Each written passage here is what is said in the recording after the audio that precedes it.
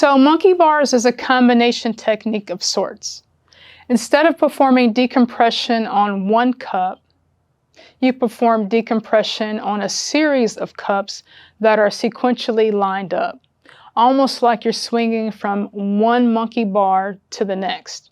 And this feels amazing to pathways of muscles and soft tissue that have become all squished down and compressed and aren't moving.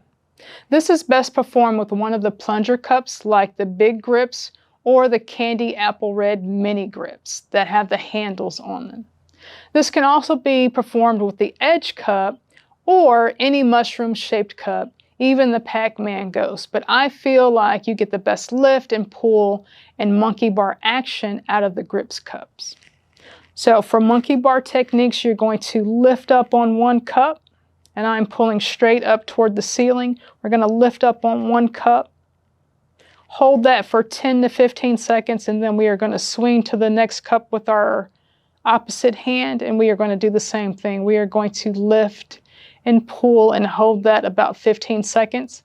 If we had more cups lined up, we would go and we would reach and we would pull and we would work our way up the line of all of those monkey bars, lifting and holding for about 15 seconds each.